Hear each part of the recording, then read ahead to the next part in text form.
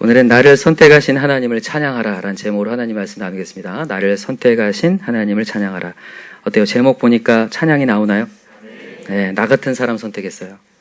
네, 찬양이 나오죠? 나 같은 사람 선택하신 하나님. 한때 프로그램에 보니까 나를 뽑아달라고 하는 오디션 프로그램들이 굉장히 한때 유행을 했어요. 지금도 유행하는지는 모르겠지만 나를 뽑아달라, 내 실력을 뽑아달라, 막 이런 오디션 프로그램 본 것 같은데 노래도 있더라고요. 픽미 계속 픽미만 하는, 그죠? 나를 뽑아달라, I want to pick me up, 나를 뽑아달라고 하는. 근데 여러분, 오늘 여러분들은 오디션 합격하신 분들이에요. 하나님은 아무나 찬양할 수 있는 게 아니라 여러분 하나님의 허락하셔야 되거든요. 네, 여러분 허락하셨어요. 여러분 선택하셨고 여러분 이 자리에 있는 겁니다. 그래서 여러분 오늘 마음껏 찬양했으면 좋겠고요. 찬양이 혹시나 잘 안 되는 영혼들이 있다면 오늘 찬양이 회복됐으면 좋겠습니다. 오늘 말씀을 통해서. 그래서 오늘 찬양에 대한 얘기를 하려고 하는데 참 감사하게도 오늘 또 우리 영어 선생님 이한 데이브 선생님 같이 오늘 찬양 처음 하셨는데 참 은혜가 되네요. 얼굴만 봐도 은혜가 됐습니다. 그리고 제가 이렇게 들어봤더니 한국 발음이 굉장히 좋아요. 한국 발음이 점점 한국화 되어 가고 있어요. 그러나 계속 영어는 해주셔야 됩니다. 한국말 말고. 네, 너무 감사하고요. 찬양이 무엇인지 함께 먼저 알아봤으면 좋겠는데, 찬양이 뭔가요? 찬양의 사전적 의미를 좀 알아봤어요. 찬양은 뭐냐면 아름답고 훌륭함을 크게 기리고 드러내는 것이라고 표현합니다. 역시 사전이죠. 네, 별로 와닿지 않죠. 결국 뭐냐면요, 크게 드러낸다 이렇게 보시면 돼요. 크게 드러낸다. 그러니까 여러분 찬양을 할 때에 이렇게 가만히 넋을 놓고 그냥 아무 생각 없이 찬양하는 것은 찬양이 아니라는 거예요. 예를 들어서 진짜 찬양이 뭐냐면 다윗이 이 하나님의 법궤가 들어왔을 때 막 찬양을 올려드리죠. 그죠? 그때 뭐가 벗겨집니까? 아랫도리가 벗겨져요. 근데 다윗은 그 당시에 뭐였습니까? 왕이었습니다. 그 나라의 가장 높은 왕이었어요. 왕이면 뭘 지켜야 된다고 하죠? 채통. 잘 알고 계시네요. 채통을 지켜야 하는데 채통을 안 지켜요. 법궤가 들어오는 건 너무 좋아가지고 좀 격하게 표현하면 지랄 발광을 한 거예요. 정말 막 난리를 친 거죠. 어떻게 하면 바지가 벗겨지겠어요? 바지가 벗겨질 정도로 막 난리를 친 거예요. 그리고 그 옆에서 누가 보고 있었냐면 다윗의 아내였던 미갈이 보고 있었어요. 야, 당신 뭐 하는 짓이냐? 술 취한 사람처럼 방탕하게 이게 뭐 하는 짓이냐? 이렇게 얘기했단 말이죠. 저도 예전에 어렸을 때는 누가 이렇게 찬양할 때 저는 이렇게 좀 채통 지키며 찬양하는 스타일이거든요. 근데 어쩔 때 보면 제 앞에 누군가가 막 손을 들면서 막 앞에 보이지도 않게 서가지고 막 찬양하시는 분들이 있었어요. 그럼 앉으라고 하고 싶었거든요. 근데 여러분, 내가 나중에 이 말씀을 알고 난 뒤에는 그 사람이 잘못된 게 아니라 누가 잘못된 거예요? 내가요, 내가. 제가 잘못된 거더라고요. 나는 찬양한 게 아니었구나. 찬양은 저 앞에 있는 사람이 찬양하는 거였구나. 하나님은 내 찬양 받으신 게 아니라 저 앞에 있는 사람 찬양 받았구나. 여러분, 하나님 앞에서는 채통이 필요 없습니다. 하나님의 은혜를 받고 나잖아요. 그 기쁨이 너무 좋아서 옆 사람 시선이 보이는 것이 아니라 하나님이 보여요. 하나님의 법궤가 들어오니까 왕이고 뭐고 다 필요 없는 거예요. 여러분, 사실 다윗은 그거를 잘 알고 있는 사람입니다. 왕이 자기의 실력으로 얻은 게 아니라는 걸 알고 있는 사람이에요. 왕이 누가 주신 거예요? 하나님이 주셨다는 걸 알기 때문에 그는 사람들 앞에서 눈치 보면서 찬양하는 사람이 아니라는 거예요. 하나님이 날 허락했기 때문에 난 하나님을 찬양하겠다. 이렇게 찬양했던 다윗, 그가 어떤 얘기를 듣냐면 하나님의 합한 자라는 얘기를 듣죠. 고백을 듣잖아요. 내가 너를 통하여 영원한 언약을 맺을 거다. 앞으로 너의 자손 대대로 하나님의 역사를 이루실 거다. 그리고 거기에서 누가 나오시죠? 왕이신 예수 그리스도가 나오시죠. 저 그거 보면서 다시 한번 느껴요. 그렇구나. 다윗같이 찬양해야 되겠구나. 여러분, 우리 다윗같이 찬양합시다. 넉넉고 아무 생각 없이 그냥 가사 읽고 있다면 그냥 한글 공부하는 것이 뭡니까? 우리 그렇게 찬양하면 안 될 것 같아요. 우리 박수로 찬양하고 손 들고 찬양하고 일어서서 찬양하고 춤추며 찬양하고. 오늘도 우리 춤추며 찬양했는데 참 아름답더라고요. 뒤에서 보니까. 여러분, 우리 더 춤추며 찬양합시다. 연약한 무릎이 세워질 줄 믿습니다.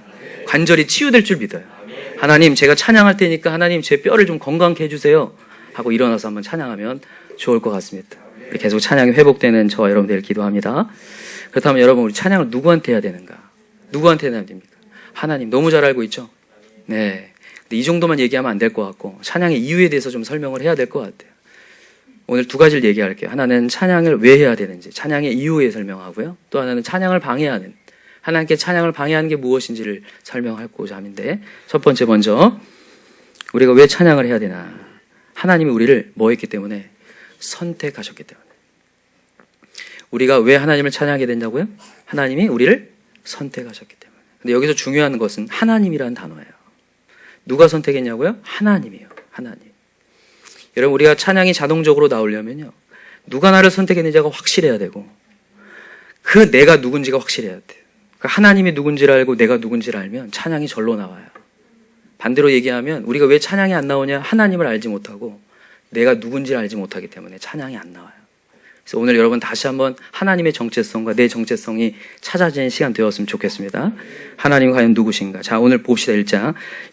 1절부터 한번 읽어봅시다. 135편 1절부터 4절까지를 한번 조금 꾹꾹 눌러서 한번 읽어봅시다. 시작.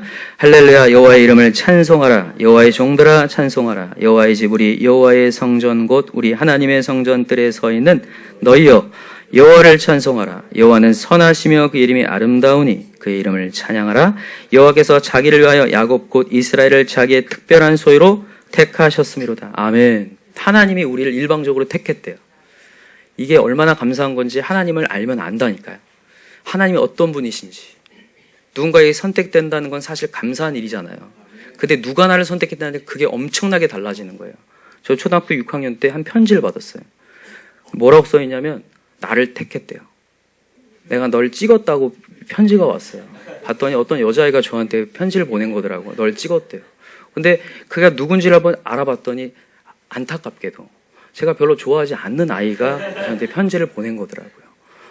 여러분, 누가 나를 선택하느냐, 누가 나를 뽑느냐가 그렇게 달라지는 건데, 여러분, 하나님이 나를 선택했다는 거예요. 여러분, 하나님은 어떤 분이냐? 두 가지인데, 하나는 창조주고, 하나는 구원자예요. 하나님이 이 세상을 창조했습니다.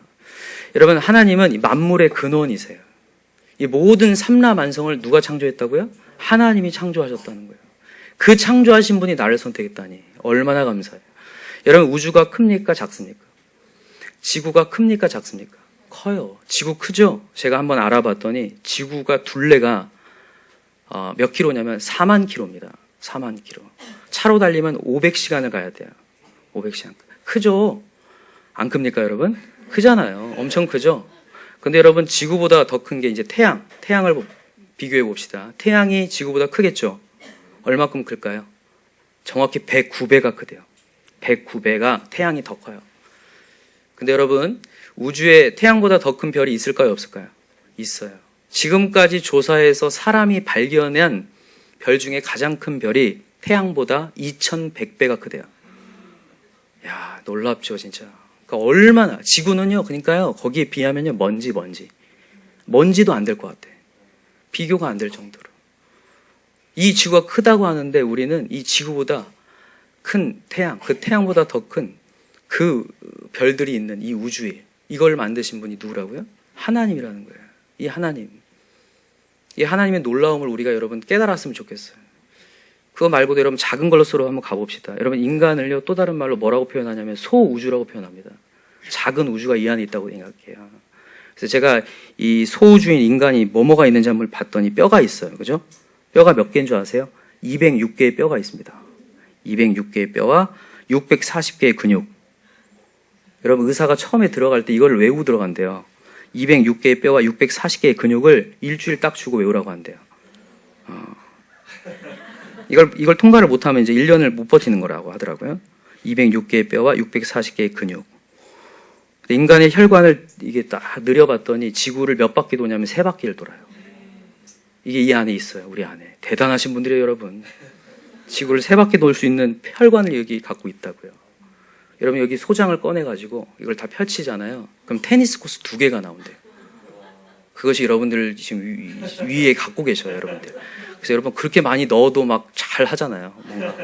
그죠? 그런 걸 볼 수 있는데. 제가 이걸 보면서 느끼는 게 그거예요. 야, 하나님의 창조가 놀랍구나.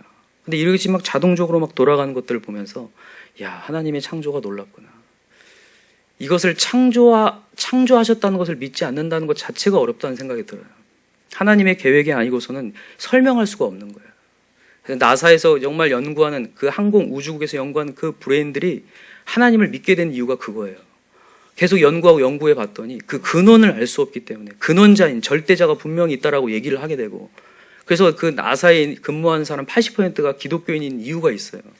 아, 그렇구나. 하나님이 살아 계셔야지만 이게 해석이 되겠구나. 이 창조주 하나님 놀랍죠. 여러분, 그 창조하신 하나님이요, 우리를 만드셨는데 우리를 어떻게 만드신 줄 아세요? 뭐하게 창조하셨냐면 우리를 찬양하도록 창조하셨어요. 창조하신 그 하나님을 바라보면서 찬양하라고, 그분을 높이고 그분을 드러내라고, 그분의 훌륭함을 드러내라고 우리를 창조하신 줄 믿습니다. 한번 찾아볼까요? 이사야 43장을 가볼게요. 이사야 43장. 우리가 잘 알고 있는 메시지지만 한번 정확하게 한번 봅시다. 이사야 43장 21절입니다.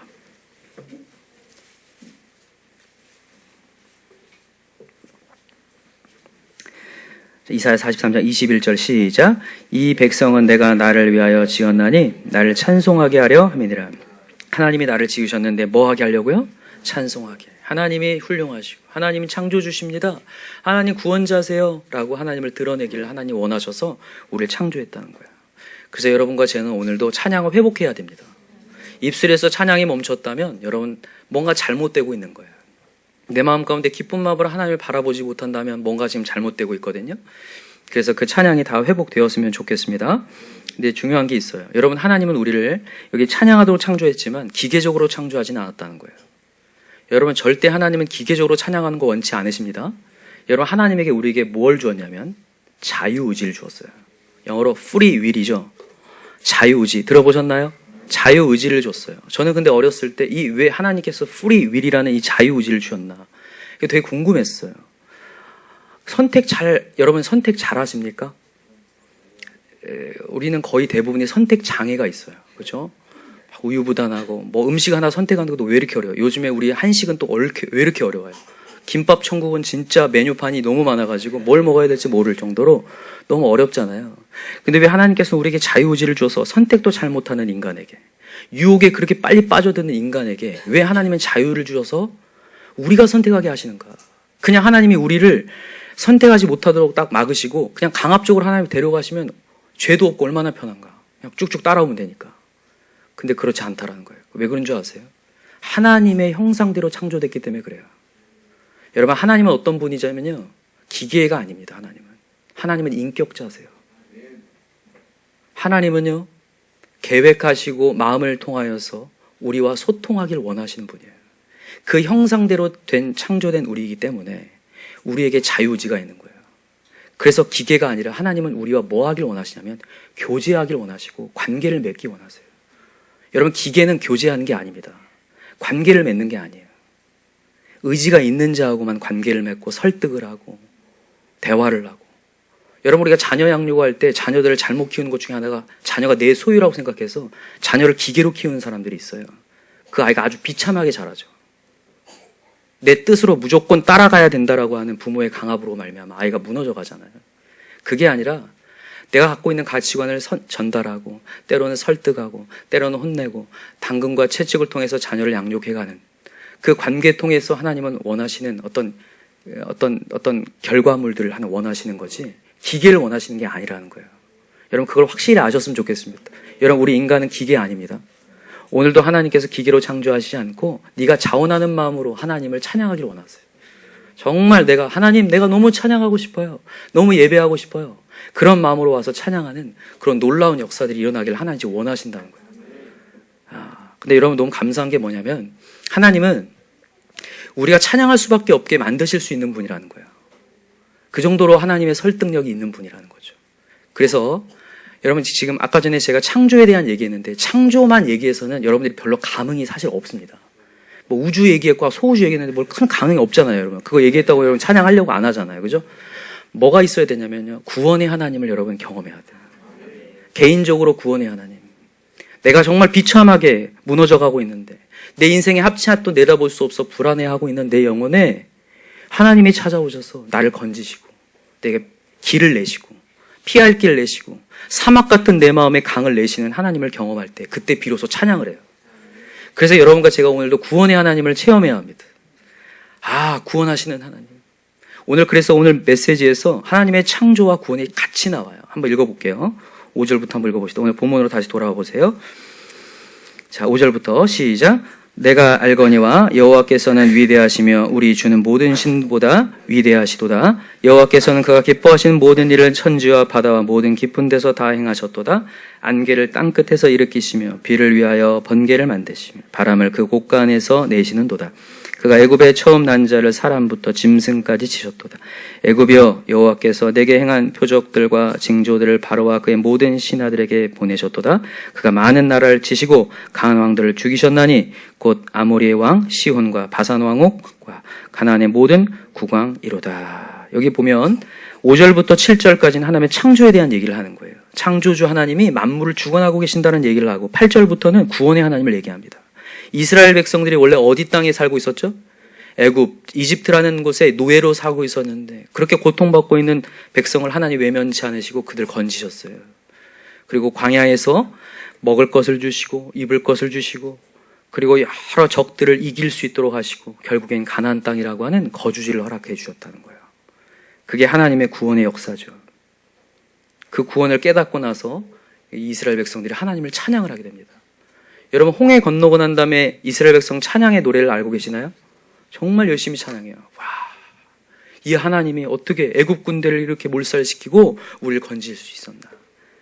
그러니까 여러분과 제가 오늘도 뭐 해야 되냐면 하나님의 구원을 경험해야 돼요. 야, 하나님은 진짜 구원자시구나. 역사하시는구나. 여러분 지금도 하나님은 뭐든지 하실 수 있는 분이거든요. 여러분 우리가 왜 기도하라고 얘기하냐면요. 하나님은 지금도요 뭐든지 하실 수 있는 분이기 때문에. 물론 어떤 분들은 왜 내 기도는 안 들어주시나 하시지만 하나님이 우리의 가장 적재적소에 들어주신 하나님, 내가 이거 지금 있으면 안 될 걸 아시고 하나님의 때에 응답하시는 하나님이라는 걸 여러분 깨달으셨으면 좋겠어요. 여러분 한번 찾아봅시다. 이사야 43장입니다. 아까 전에도 찾았는데 다시 한번 가보세요. 이사야 43장 1절인데 오늘 본문 메시지의 키워드고 핵심 구절입니다. 이사야 43장 1절 한번 읽어봅시다. 같이 읽읍시다. 시작. 야곱아 너를 창조하신 여호와께서 지금 말씀하시느니라. 이스라엘 너를 지으신 이가 말씀하시느니라. 너는 두려워하지 말라. 내가 너를 구속하였고 내가 너를 지명하여 불렀나니 너는 내 것이라. 아멘. 하나님 우리 창조했어요. 창조해서 끝난 게 아니라 그 창조를 어그러뜨린 인간, 죄로 말미암아 무너진 인간을 하나님 뭐 하겠다? 외면하겠다. 다시 선택하겠다. 내가 너를 지명하여 불렀나니 너는 내 것이라. 내가 너를 구속하겠다. 내가 너를 구원하겠다는 거예요. 여러분 오늘 창조주 하나님에서 멈추지 맙시다. 나를 구원하신 하나님께로 나아갔으면 좋겠어요. 여러분 기독교를 오해하지 마세요. 기독교는요 내 행위로 말미암아 구원받는 게 아닙니다. 기독교는 철저히 하나님의 구원을 깨닫고 감사하는 거예요. 그래서 여러분 신앙생활 어떤 분들이 물어봐요. 신앙은 언제부터가 신앙생활의 시작입니까? 교회에 나와 앉아있으면 신앙생활이 출발하는 겁니까? 아닙니다. 신앙생활의 진짜 출발은요 하나님이 나를 구원하셨다는 걸 깨닫고 입술에서 하나님 감사합니다 나올 때부터가 신앙의 시작이에요. 와, 나 같은 사람을 구원하셨다니요. 이런 자를 구원하셨다니요. 이렇게 가다가 죽을 수밖에 없는 나를 구원하셨다니요. 이걸 고백하게 될 때에 진짜 구원의 출발이고 이게 신앙의 시작이에요. 저는 우리 모태신앙인들, 저도 마찬가지인데 여러분 정말 모태신앙자들이 착각을 하는 게 있어요. 그냥 엄마 따라와서 앉아있으면 그냥 신앙이 시작됐다고 생각하는데 절대 그렇지 않습니다. 나의 하나님을 만나야 돼요. 야, 나 같은 존재를 하나님 구원하셨구나. 입술에서 감사가 튀어나올 때 그때 신앙의 출발. 진짜 시작이에요. 그래서 여러분과 제가 오늘도 제가 누군지를 알고 하나님이 누구신지를 다 깨닫게 되기를 기도합니다. 여러분 오늘도 여러분 구원의 감격이 있습니까? 구원의 감격이 다 있으셨으면 좋겠고 없다면요. 뭐가 없는 거냐면 내 자신을 모르기 때문에 그래요. 내가 누군지, 내가 죄인인지를 깨닫지 못하기 때문에 구원의 감격이 없는 거예요. 내가 얼마나 죄악의 덩어리인지, 내 죄가 얼마나 큰지를 깨닫지 못하기 때문에 하나님의 은혜가 필요가 없어요. 이 죄를 씻을 수 있는 분이 하나님이신데 여러분 이거 아셔야 돼요. 나는 죄를 크게 진 거 아니다. 여러분 죄의 경중을 따지자는 게 아닙니다. 하나님은요 너무 깨끗하고 거룩한 분이어서 어떤 죄도 하나님은 받아들이실 수 없는 분이에요. 정말 거룩한 분. 여러분, 이스라엘 백성들은 하나님의 거룩이라는 단어를 표현할 수 없을 정도라고 표현했어요. 그러니까 인간의 단어로 표현할 수가 없는 거예요. 우리가 깨끗하다고 여기지만 여러분 현미경으로 보면 진짜 더럽잖아요. 제가 지난 시간에도 얘기했던 것 같은데 지금 제 손이 깨끗해 보이지만 깨끗하지 않다고 했죠. 현미경으로 보면 여기 안에 뭐가 살고 있다고요? 괴물 살고 있다고 했잖아요. 괴물이. 그렇게 우리가 더러운 존재인데 깨끗한 척하고 앉아있지만 우리 더럽거든요. 하나님의 거울로 비춰보면 더러운 우리 존재. 그 죄악을 사하실 수 있는 분이 하나님이라는 거예요. 죄의 싹은 사망으로 치닫고 있는데 그 죄를 깨끗이 씻을 수 있는 분이 하나님.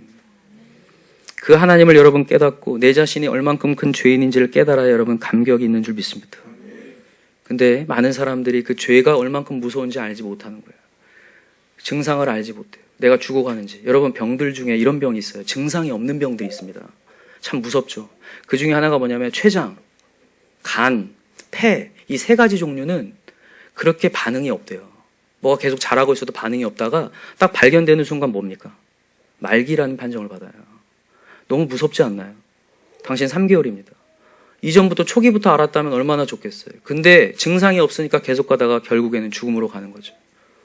여러분, 저는 우리 여기 있는 성도들이 너무 감사한 게 뭐냐면 하나님께서 여러분의 사인 주셔서 오셨다는 게 감사해요.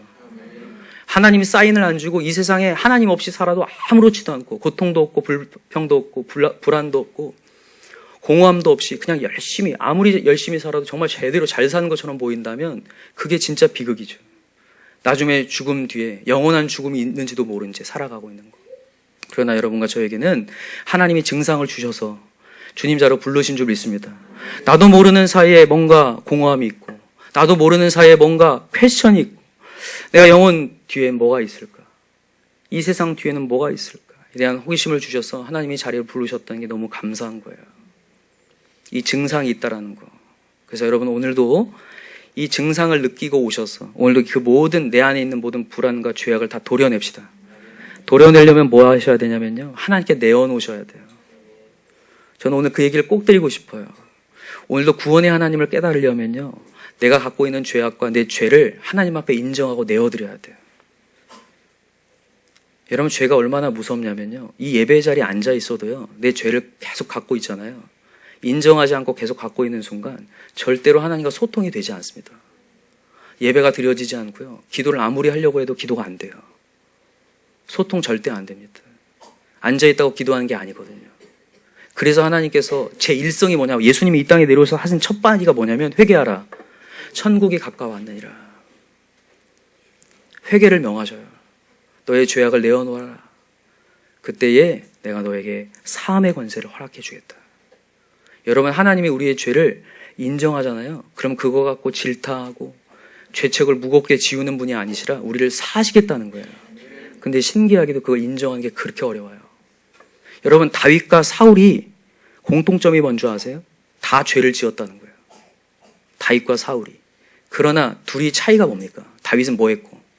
회개했고 죄를 인정했고 사울은 인정하지 않았다는 거예요. 그게 진짜 무섭죠. 사울왕은 있잖아요. 사무엘에 와서 얘기해요. 사무엘 선지자가 와서. 그죠? 이 소리는 무엇이냐? 이 소리가 지금 무엇이냐? 가서 다 진멸하라고 했는데 이 짐승의 소리는 무엇이냐라고 얘기했을 때 사울왕이 뭐라고 대답합니까? 이것을 통해서 뭐 하려고 한다? 하나님께 제사 드리려고 한다. 되게 그럴싸하죠. 예배들 핑계를 대는 거예요. 자기 죄를 인정하지 않고. 그리고 결국에는 하나님의 버림을 받거든요. 그러나 다윗은 자기가 밧세바를 범했을 때에 자기가 죄인이라고 무릎을 꿇고 침대에 엎드려 기도합니다. 여러분 우리가 죄를 인정하지 않은 이유 중에 하나는 뭐냐면 자존심 때문에 그래요. 내가 지금까지 쌓아놨던 명성이 있고 명예가 있는데 이 자존심을 이것을 인정함으로 말미암아 완전히 실추될까 봐. 근데 여러분 확실히 아세요? 회개는 자기 연민이 아닙니다. 사람들이 많이 착각하는 게 그거예요. 오늘도 말씀 듣고 그래 하나님 제가 죄인입니다. 막 울고 가면 끝난다고 생각해요. 아닙니다. 회개는 뭐냐면 하나님께로 돌아가는 거예요. 하나님께로 돌아갈 때 내 모든 자존심 내려놓고 돌아가는 거거든요. 그래서 주님 앞에 고백하는 거예요. 주님, 제가 이 죄를 인정함으로 말미암아 혹시 죄의 대가를 치르더라도 저는 주님을 잃지 않겠습니다. 이게 회개예요, 진짜. 내 모든 것들이 실추되더라도 주님, 오늘 제가 주님께 돌아감으로 말미암아 주님을 잃지 않겠습니다. 다윗이 자기를 인정함으로 말미암아 왕으로서의 어떤 명예가 많이 실추되었지만 그가 하나님의 사함을 받는 자가 되는 순간 하나님이 그를 높이셔요. 오늘 여러분, 하나님 앞에 자존심 내세우지 맙시다. 하나님 앞에 엎드릴 때 하나님 분명히 구원하신다. 우리 하나님, 아까 전에 우리 찬양했는데 너무나 내게 어떤 분? 좋은 분이에요. 여러분, 하나님 정말 좋은 분입니다. 우리의 어둠을 다 도려내고 다시 시작하게 하실 수 있는 분이에요.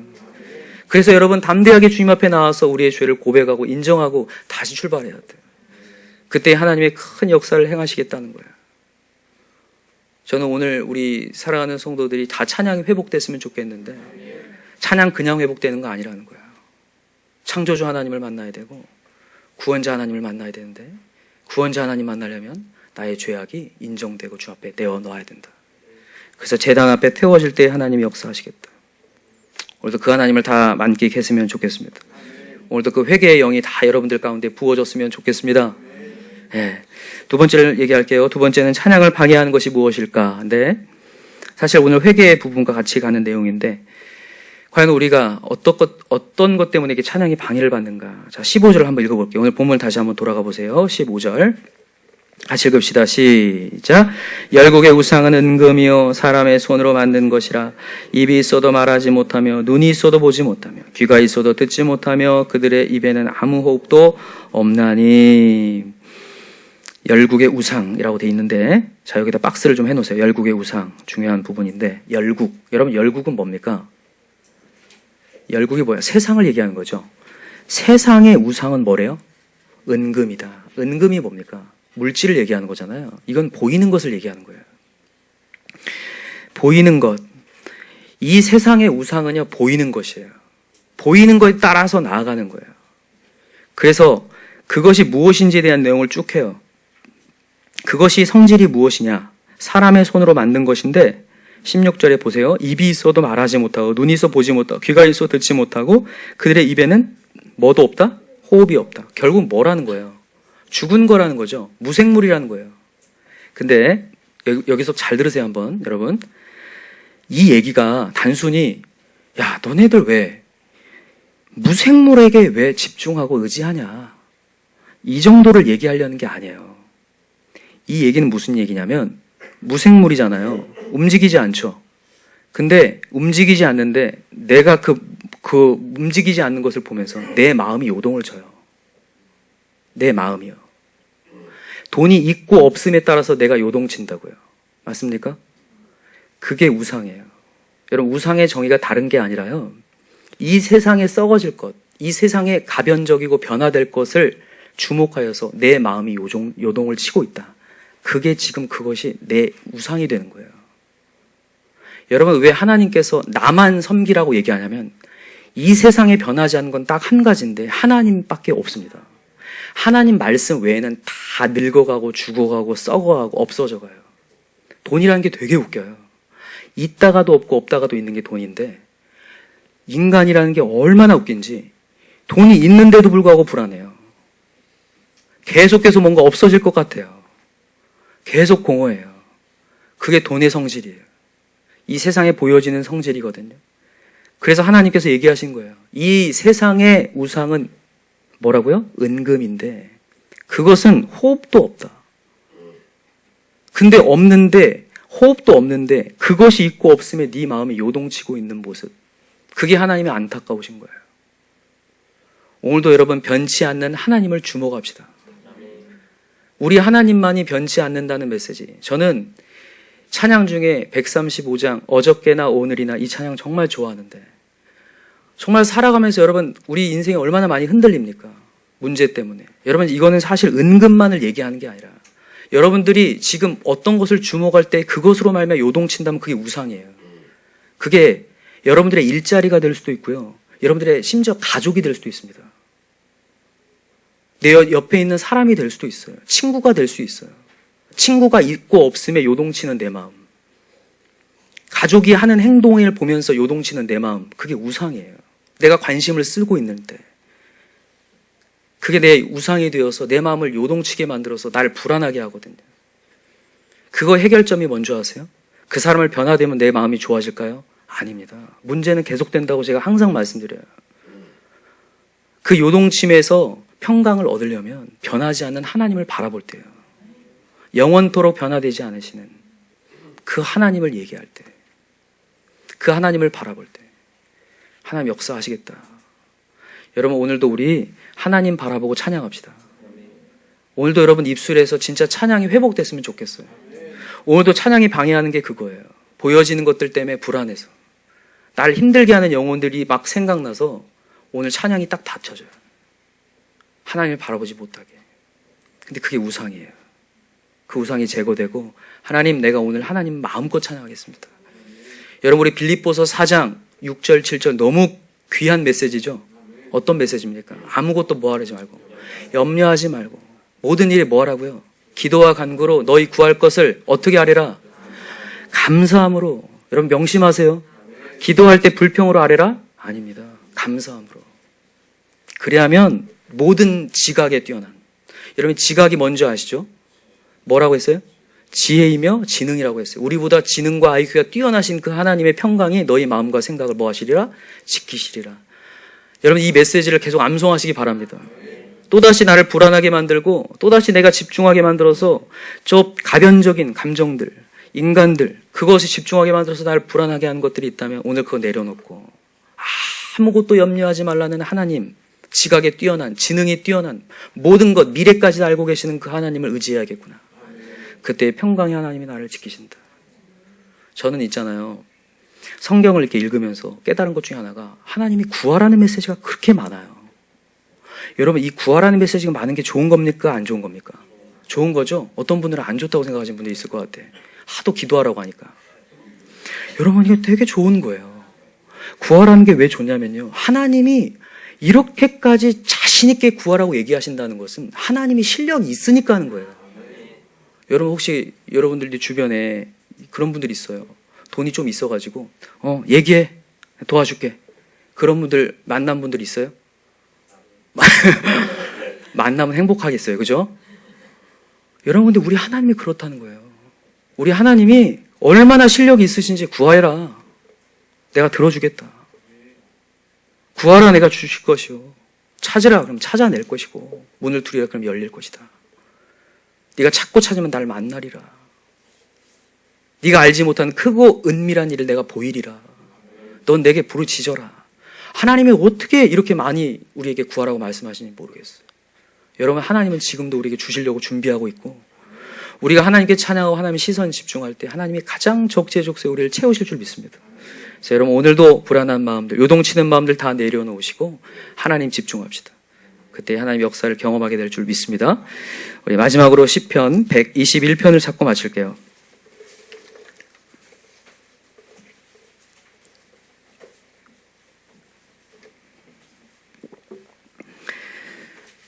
자, 시편 121편 한번 같이 읽읍시다. 1절부터 시작. 내가 산을 향하여 눈을 들리라. 나의 도움이 어디서 올까? 나의 도움은 천지를 지으신 여호와에게서로다. 여호와께서 너를 실족하지 아니하게 하시며 너를 지키시는 이가 졸지 아니하시로다. 이스라엘을 지키시는 이는 졸지도 아니하시고 주무시도 아니하시로다. 여호와는 너를 지키시는 이시라. 여호와께서 내 오른쪽에서 내 그늘이 되시나니 낮에 해가 너를 상하게 하지 아니하며 밤의 달도 너를 해치지 아니하리로다. 여호와께서 너를 지켜 모든 환난을 면하게 하시며 또 내 영혼을 지키시리로다. 아멘. 여러분 이 말씀을 다시 한번 마음 가운데 다 새기시고, 오늘도 졸지도 않고 주무시지도 않고 우리의 기도를 응답하신 하나님, 여러분 제가 이전에 항상 기뻐하라, 쉬지 말고 기도하라 하면서 말씀을 드렸던 것 같은데, 기도하라고 하니까 여러분 부담을 느끼지 말라고 말씀드렸어요. 언제라도 기도할 수 있다고 하는 것에 감사라고 말씀을 드렸는데 기억나시나요? 쉬지 말고 기도하라는 게 너무 감사한 거죠. 언제라도 막 예약해서 기도해야 안 해도 언제 기도해도 하나님이 들으실 수 있는, 졸지도 않고 주무시지도 않는 하나님이시기 때문에 여러분 그 하나님을 마음껏 찬양하고 마음껏 구하고, 그래서 하나님 응답을 받아서 오늘도 평안하게 살아가실 수 있는 저와 여러분들을 간절히 기도합니다. 이 시간 우리 함께 찬양했으면 좋겠는데 135장을 함께 찬양합시다. 135장